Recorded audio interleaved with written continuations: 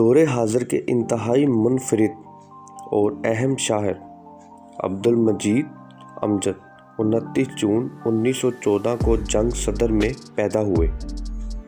ان کا تعلق ایک غریب اور شریف گھرانے سے تھا۔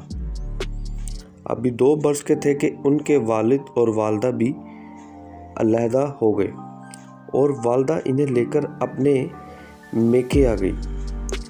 مجید امجد نے ابتدائی تعلیم اپنے نانا سے حاصل کی، جن کا شمار جنگ کے اہل علم اور اہل صفا میں ہوتا تھا۔ پہلے امجد نے چند برس تک ایک مسجد میں فارسی، عربی اور طب وغیرہ کا مطالعہ کیا، پھر پہلی جماعت میں داخل ہوئے۔ 1930 میں اسلامیہ ہائی اسکول جنگ صدر سے میٹرک کا امتحان فرسٹ ڈویژن میں پاس کیا۔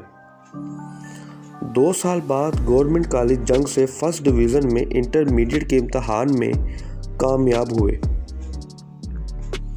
چونکہ ان دنوں جنگ میں مزید تعلیم کا حصول ممکن نہیں تھا، اس لیے اسلامیہ کالج ریلوے روڈ لاہور میں داخل ہوئے اور وہیں سے 1934 میں BA کی ڈگری حاصل کی۔ ان دنوں دنیا عظیم اقتصادی دباؤ کا شکار تھی، ملازمتیں انقطاع تھیں، انتہائی اعلیٰ ڈگریاں رکھنے والے لوگ بھی حصول ملازمت میں سرگرداں تھے۔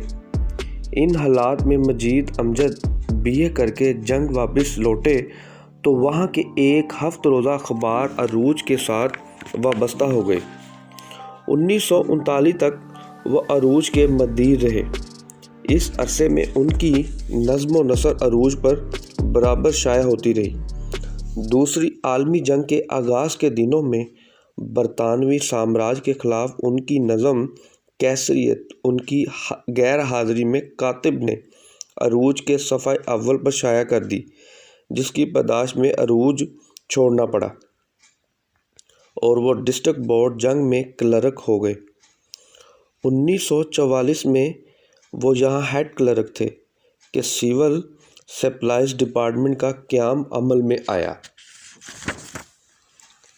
اشیاء کی قلت کی وجہ سے ان دنوں اشیاء خوردنی، ایندھن اور کپڑا اور راشن پر ملا کرتا تھا اور راشننگ کا کام اسی محکمے کے سپرد تھا۔ مجید امجد نے لاہور آ کر ٹیسٹ دیا، منتخب ہوئے اور انسپیکٹر سول سپلائزر مقرر ہو گئے۔ چند برسوں کے بعد ترقی پا کر اسسٹنٹ فوڈ کنٹرولر بن گئے۔ اس محکمے کی ملازمت کے دوران انہوں نے بے شمار چھوٹے بڑے شہروں اور قصبوں میں کام کیا۔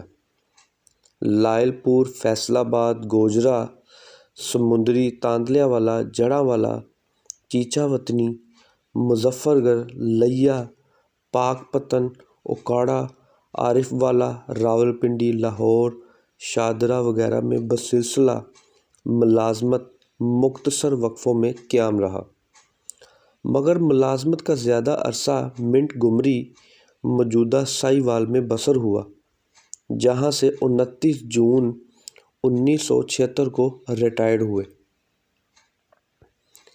مجید امجد کی شادی 1939 میں خالہ کی بیٹی سے ہوئی تھی، جو گورنمنٹ اسکول جنگ میں پرائمری کی مدرس تھی، لیکن مزاج کے اختلاف کی وجہ سے وہ جنگ میں ملازمت کرتی تھی اور مجید امجد جنگ سے باہر ملازمت پر رہتے تھے۔ وہ اولاد سے محروم تھے۔ امجد نہایت وسیع المطالعہ شخص تھے، فارسی، انگریزی زبانوں پر عبور رکھتے تھے، عربی، ہندی اور پنجابی سے بھی اچھی طرح واقف تھے۔ انگریزی زبان کے توسط سے مختلف معاشرتی اور سائنسی علوم کا مطالعہ آخری عمر تک کرتے رہے۔ وہ کم گو اور تنہائی پسند تھے۔ حقیقی معنوں میں ان کا کوئی دوست نہیں تھا۔ وہ ملنے جلنے والوں کے آگے اپنا دل کبھی نہیں کھولتے تھے۔ ان کی آخری عمر انتہائی اسرت میں بسر ہوئی، خصوصاً ریٹائرمنٹ کے بعد سے وفات کے 1 ماہ پہلے تک انہیں پینشن نہ مل سکی۔ نوبت تقریباً فاقہ کشی تک پہنچ گئی۔